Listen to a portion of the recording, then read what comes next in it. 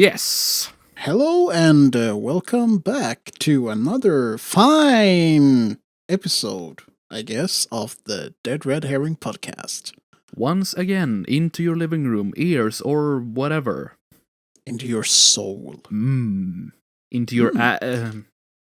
It's like one of them eldritch horror thingies that will slither its way in.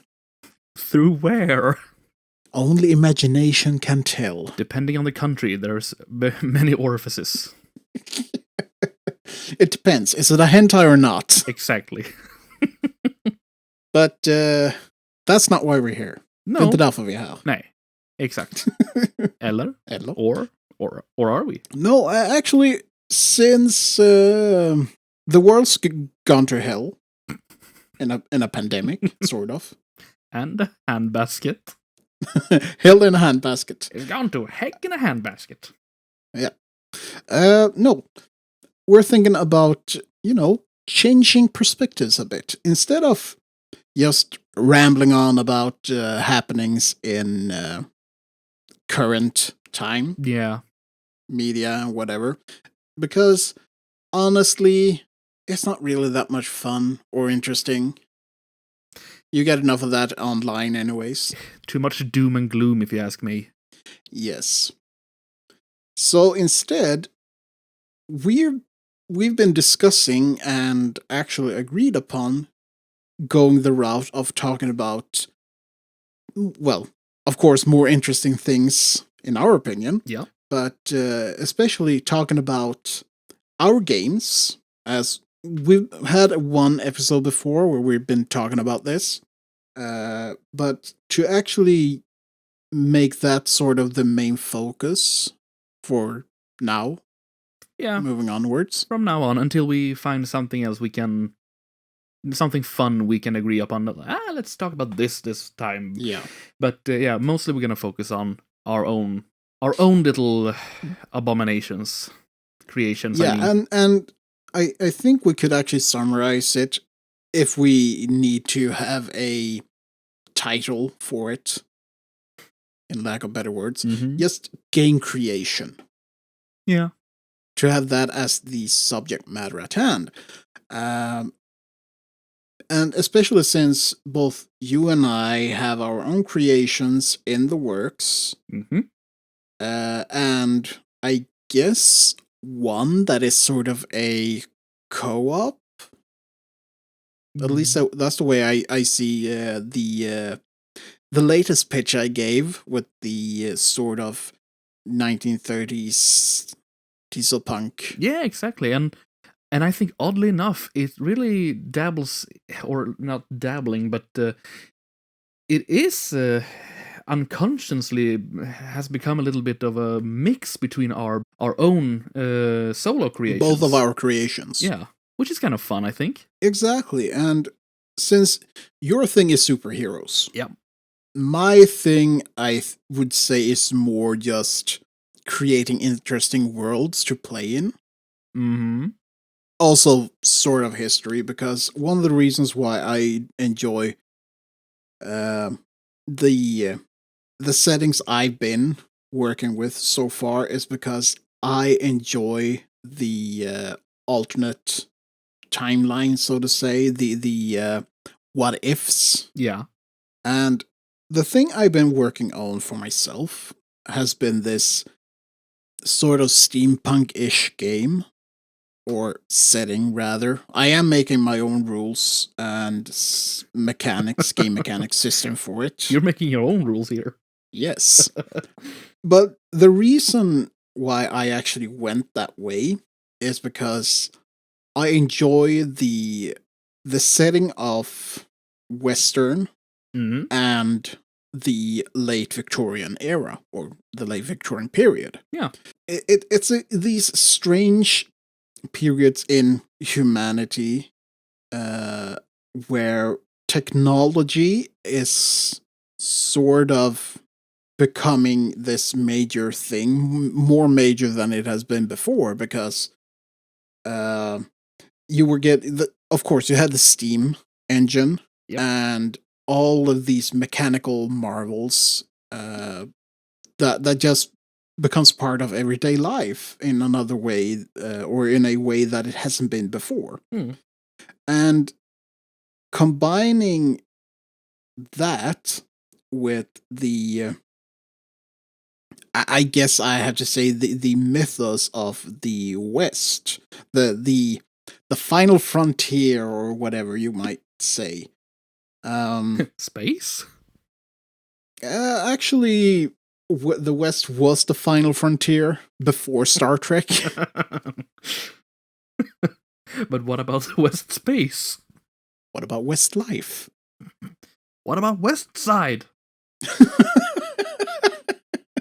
Fuck it. What about Västkusten? Den riktiga kusten. Ja. West Coast is the real coast in Sweden. Yep.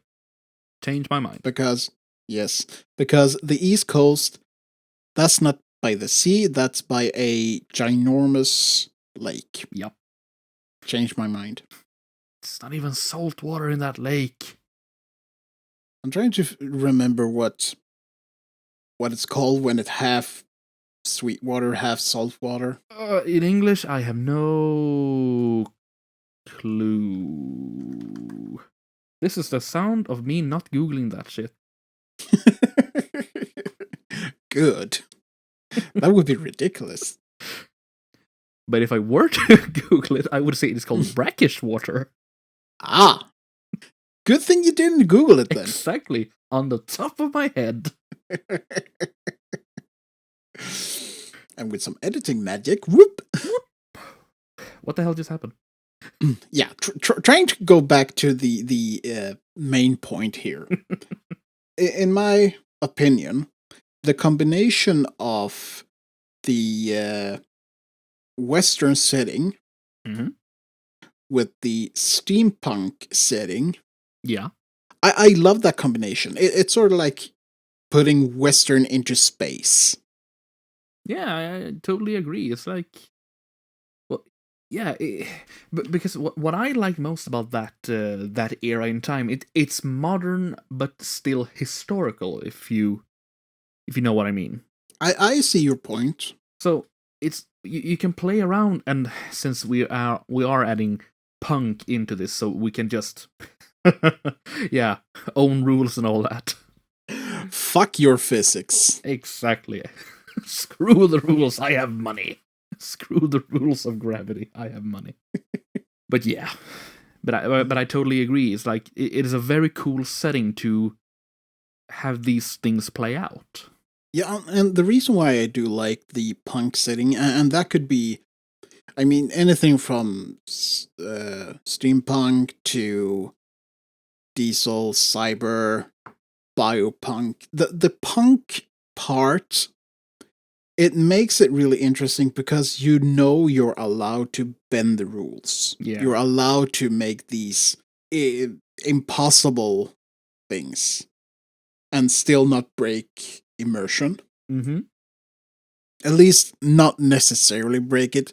I've actually been struggling a bit with this part because as much as I do love history, and I sort of, the reason I want to do things in a punkish way is because I love history, but I don't want to play in a historical setting, if that makes sense. Yeah. Because having a game or a setting that relies upon real history, in my opinion, just locks you in. Yeah. And makes it like you can't really create your own story in a sense, because at some point straying too far off the beaten path will mean that you're breaking history. Yeah. So it's like, we conquer the West, but instead of having the Trail of Tears, there is instead an alliance with the natives. Yeah, exactly. Actually. Yeah, so I mean, that might have been a more preferable way in the outcome of history, but that's not what happened. No, exactly. But did Custer get his revenge? That's the question. We'll leave that one to the archives. But instead, if you have a punkish setting, especially if you also create your own world, which is heavily influenced or inspired by the real world version, Yeah. then you can still have your own story to be told without any sort of limitations. It's also, just to make another example, I do not like games that take place in any of Tolkien's worlds or stories. For instance, Like for instance, the Third Age. That I or the First Age, the second, whatever, anything within the creation of Tolkien. I don't like to play games in that because the story is already set. Yeah. And you can't really do anything major in that setting without it possibly breaking the established story. So it's like, oh no, we went on a raging spree through the mountains and killed off some goblins and a goblin king. Yeah. Oh, look, a dragon. Let's steal his treasure and oh, we got the Arkenstone. No. Now we really strain from quote-unquote history. Honestly, you can have games take place in settings like that. You can have historical games. Yeah. And depending on how you actually do it, it doesn't need to break established history or the already established story. But in my mind, it's such a great hindrance. Yeah, I agree on that, because you always gonna have this little reminder that either that you're breaking history, or that what you're doing is just an alternate timeline of what really happened, because this really happened, and that could be also be a little off-putting, so to say. Yeah. If you have an established history, that is. Yeah. But then again, yeah, it that is a difference between then having an alternate sort of alternate history and alternate timeline, because alternate history, that could be interesting. But alternate timeline, that okay, you did this now, but these characters did it for real in that story. And before you know it, you have the fucking Kelvin timeline. Yeah. And yeah, you're messing with timelines now, son. So I'm not saying don't have games like that. If you like that kind of games, go for it. If you find it enjoyable, I'm not gonna say no. This is just I prefer. We're talking about preferences, and my preference is I make something completely unique or something completely my own. Yeah, because there's a difference in us playing that kind and creating that kind. Yes. So happily play it if you do it well. Yeah. I mean, I do have fun with these sort of special forces World War II scenarios. Fighting of zombies and stuff like that. That was fun, yeah. That was very fun. But at the same time, I mean, would that count as alternate world or alternate timeline? Well, now we're entering the real fun genre, or quote-unquote genre, of hidden world, or hidden history, hidden timeline.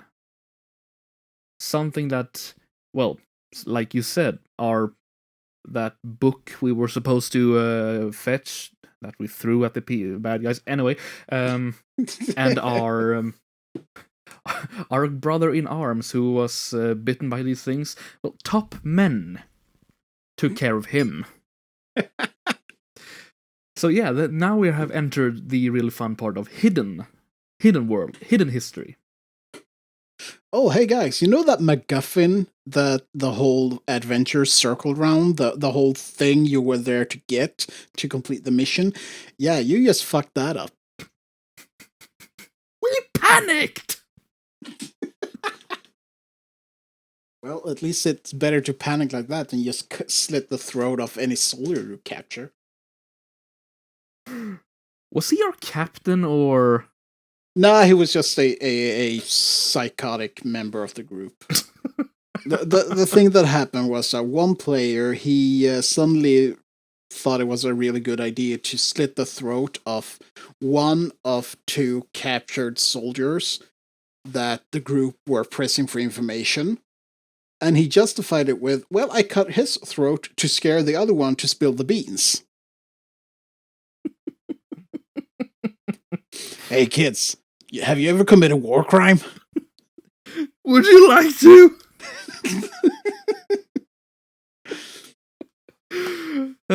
Now you have. What can I say? It was kind of fucked up. Where's your Geneva Convention now? Well, you see, in this timeline, the Geneva Conventions were never signed.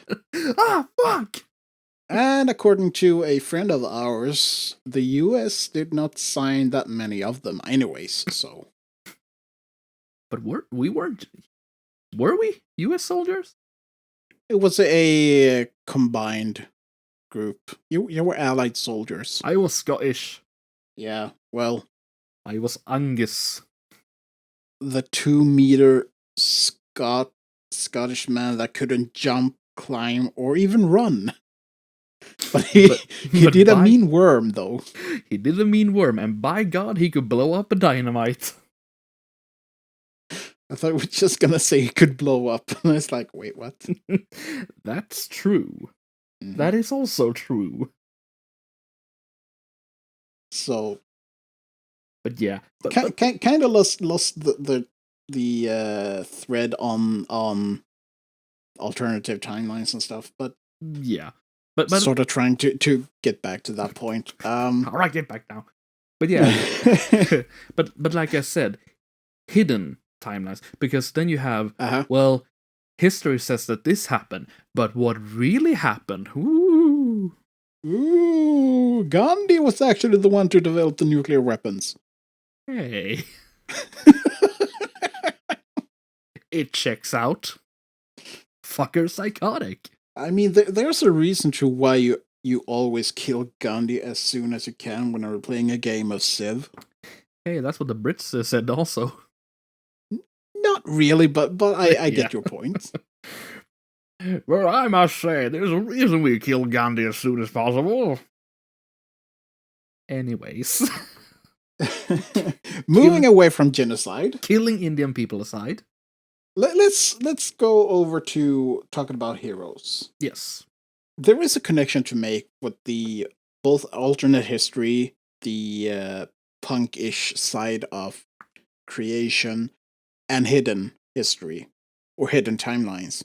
Yeah, when it comes to superheroes, because as established, the superhero genre, it usually has a foot in the real world. Mm-hmm. Or at least it uses the real world as a sort of base setting or stepping stone into whatever story it wants to tell. Well, it's like reality plus. Yes. And I'm not sure how connected this is. It's connected in my head at least, but here's my thoughts. Speaking of history or timeline plus or whatever, when it comes to superheroes or impossible technology, hidden, mysterious, supernatural things or anything like that, totally forgot what I was going to say. Fuck. Don't worry. I had a point in this. The thread will come back sooner or later. It's all about the impossible. And it's about accepting the impossible. It's suspension of disbelief. Yeah. One problem I can have from time to time is to keep this suspension of disbelief going. It's like either it needs to be really way over the top, or it's I don't want to say that it shouldn't be anything at all, because at that point it's kind of halfway boring. Not necessarily, but kind of. Yeah. But there is this fine line or gray area, whatever I should call it, where it's not really to the point where it's not over the top, but also it's not really that impressive. It's just above the level of what could be plausible, but just outside of that area, so that you know that's not possible, but they try to make it seem like it's possible. Yeah. There are certain aspects of this that earlier I had no problems with it, but today I get really pissed almost whenever it happens. For example, silencers or suppressors for guns in Hollywood movies. You see, this is a thing. It's within this area where it is, so to say, plausible, but it's not possible. For instance, there's a scene in John Wick where he walks through. I'm not sure if it's a mall or it's a crowded place, and he has a bad guy on another level above him. Yeah.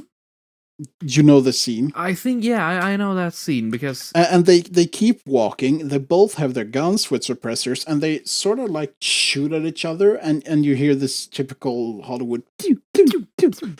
And no one in the public bats an eye. They don't even realize they're shooting. Another day in the States, I guess. And the thing is that it is sort of possible to get that low level of sound, and even less. But I don't think they were having those kind of guns. Yeah, but to have that, you need, first of all, to have more or less a subsonic 22 caliber round in a weapon that is built as a fully suppressed weapon. Like the whole barrel is more or less just a suppressor. Yeah, like the Sten rifle. Actually, more like the well rod. Yeah.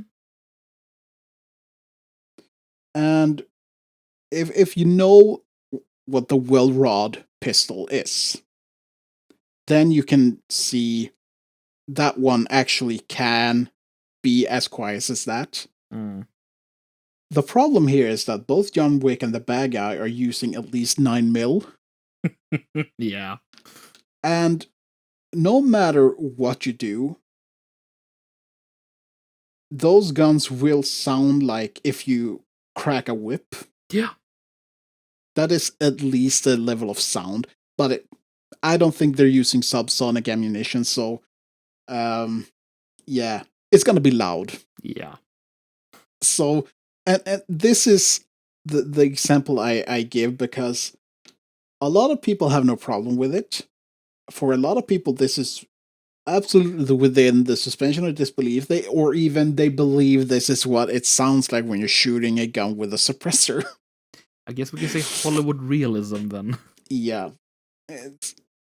But for me, being the sort of stupid gun nut that I am, I'm like, oh, for fuck's sake! you have so many good things within the John Wick movies, like the way he actually uses his gun, the whole gun fu kind of. I mean, Keanu Reeves actually did superb training in preparation for the role of John Wick. He actually uses real gun techniques. Mm-hmm. And then you have a scene like that. It's like, oh, it just destroys my suspension. Breaks the flow, doesn't it? Yeah. Or you can have another pet peeve of mine, also a gun-related issue, and suppressor related. I was worrying you're gonna bring this up. Actually, Yeah, I wasn't worried. I was hoping for it, actually. Suppressors on a revolver. And if you don't understand why I have a pet peeve with this, it's because the whole reason why a suppressor works is because it disperses the gas that exits the barrel. And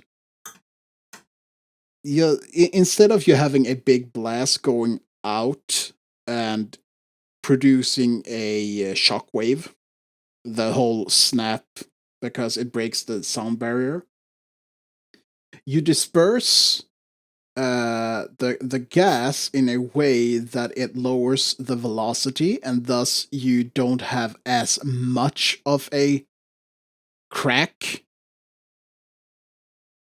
I mean, instead of maybe I don't know 190 decibels, that I think that's way louder than it actually is, but yeah, you might go down a couple of magnitudes. So instead, you might get 120 decibels. Now, don't quote me on those numbers. I'm just pulling them out of my ass at the moment. I should have maybe, be better prepared, but that's beside the point. Illusion is a great ass puller. Yeah. The reason it doesn't work on a revolver, a lot of gun mechanic theory here right now, instead of role-playing related stuff. Yeah, I was gonna say, how does this fit in? Yeah, the reason why it doesn't work on a revolver is because there is a gap between the cylinder where you actually loaded the bullet and the barrel of the gun. So you have gas that escapes at that point and not just at the end of the barrel in the front. So even if you put a suppressor on it, it's not going to really do any good because you're still going to have the gas escape between the cylinder and the barrel. So just gonna pop somewhere else, really.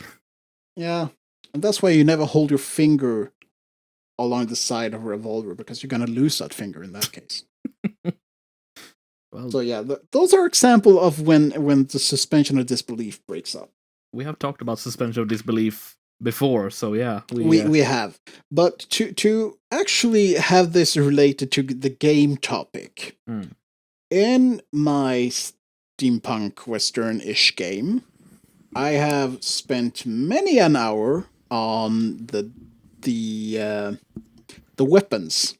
Go figure. Yeah. And it's actually been sort of a problem for me because I have been focusing way too much on realism instead of focusing on what's fun. Yeah. Because I really love historical weapons, and that's why somehow I want to stay as true as I can to the real works of them. So I've been looking at a lot of turn of the century rifles, pistols, revolvers, how they work, what their design, how their design is, and stuff like that. And then we had the punkish part of the setting, where I was trying to figure out what would be a valid alternative to gunpowder. So I've been looking at a lot at air rifles. And did you know there's actually a air rifle that it was actually more effective than its black powder counterparts? Cool. Yeah, it's really interesting to see. So that's why I've kind of been looking at, would it be a viable option to have this if you didn't really have access to gunpowder, so stuff like that. And along the way, I kind of just forgot about the whole suspension of disbelief part. Like, how much is it acceptable to move away from real physics for stuff without really explaining or just ignoring real physics? Yeah, I guess you're gonna come to a point when developing these things, you're just gonna sit there and like, what the hell is going on right now? Yeah, it's sort of When like. did gravity suddenly flip 90 degrees? I mean, I already have this one wonder thing that makes impossible stuff possible. Like, I want to be able to explain why you have airships, for example. But at some point, I've kind of lost track of that part and just couldn't really see the fun part or the whether or not I could allow myself to actually have a thing I know is not possible be possible without any, real nuts and bolts explanation of why it is like that. Yeah. Or it's kind of hard to explain, but I hope you understand what I mean.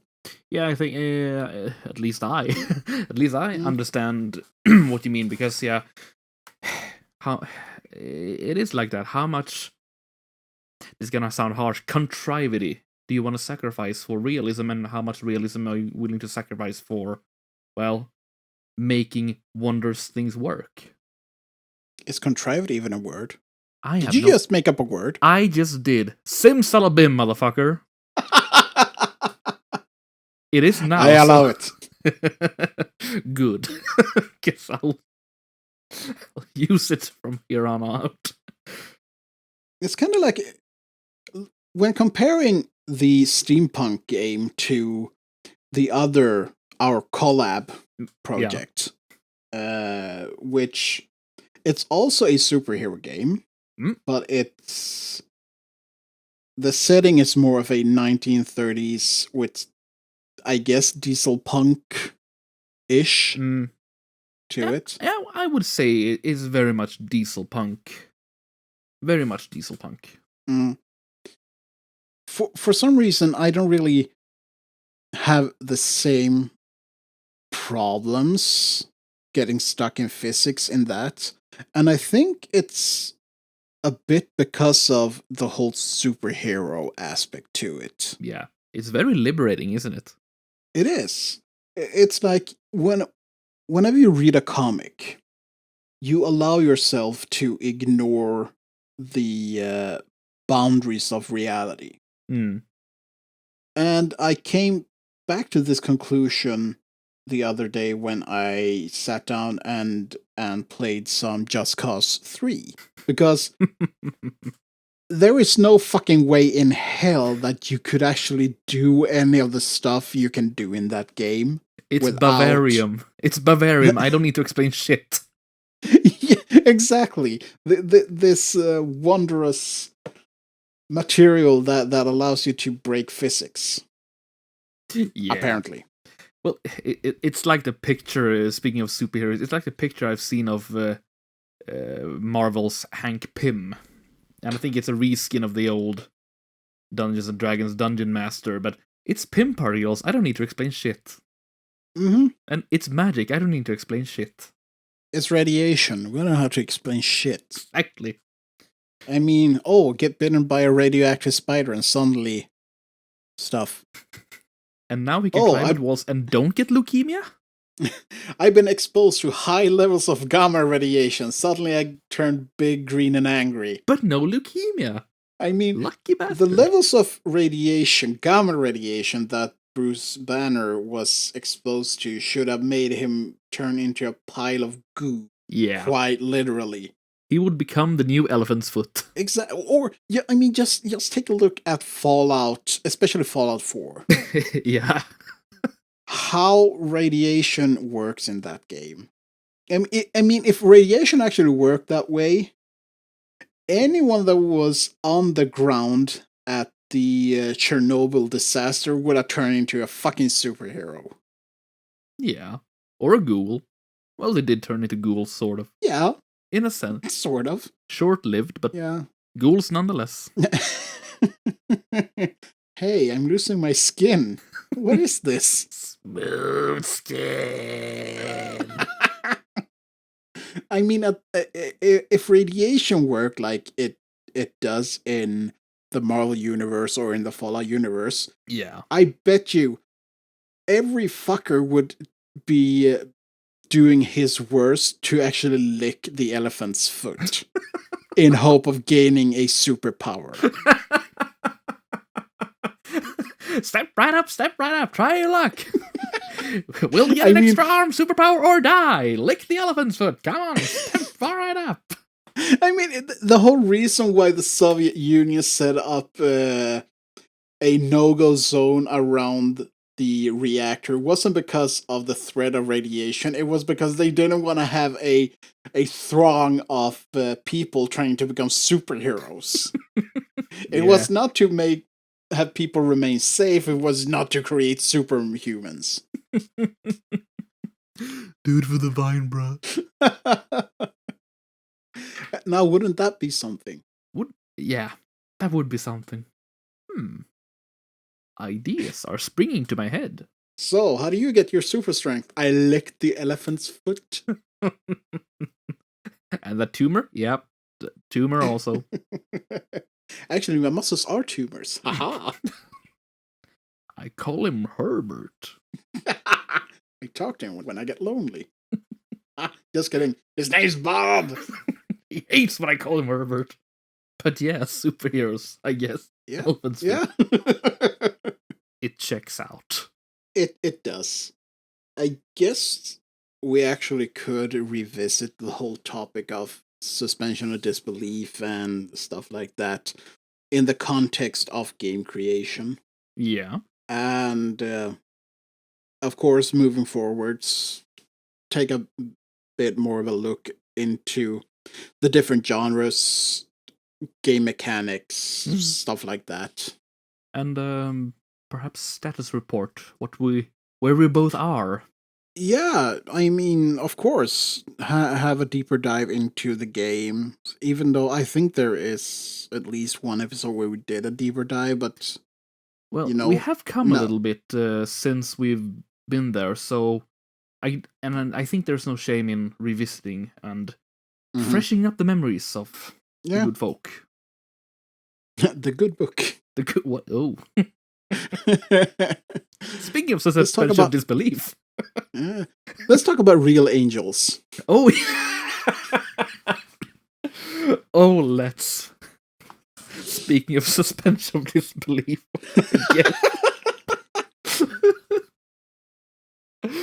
Yes. Fake. Isn't it amazing? Yeah. I mean, it I never thought I was going to say this, but it is fun to read the Bible. Well, it sure is interesting to read certain parts of it. I mean, if someone has time on their hands, I recommend Book of Revelation and I don't remember which chapter, but Ezekiel. Yeah, and always make sure to check out Proverbs chapter 32, I think it is. Hey, now you got me interested. Right. I'm going to leave you to that. But let me just fetch my Bible. If any of the things we've been talking about now actually piques your interest, let us know, and we'll continue bringing more discussions about this. Because honestly, I'd rather sit and talk about game creation and tabletop role-playing games rather than whatever fucked up things happening in gaming news or whatever. Because honestly, it's more or less always the same kind of shit. Yeah. It's always disappointments. It's always someone fucked up, someone got butt hurt, and now they're just gonna complain about it. Yeah, you don't really want us to sit and complain about it also. I mean, unless you want to. God knows how many other that actually does this for a living, and I think that let's leave it to them. Yeah. But with that said, do you want to add something to this? Not at the moment.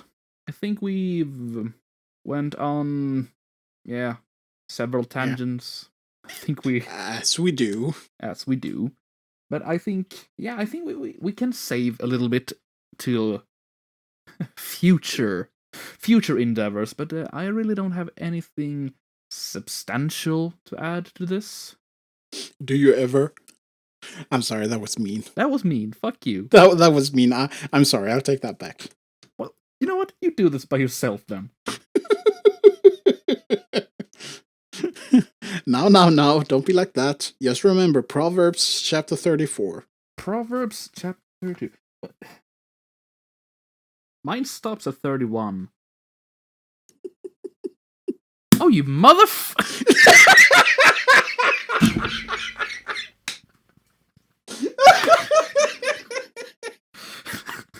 Ladies and gentlemen, you got me.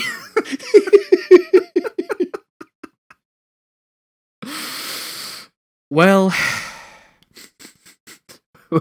well played, Padre. Well played. Proverbs chapter 47. What's the rules of acquisition? I don't remember. Oh.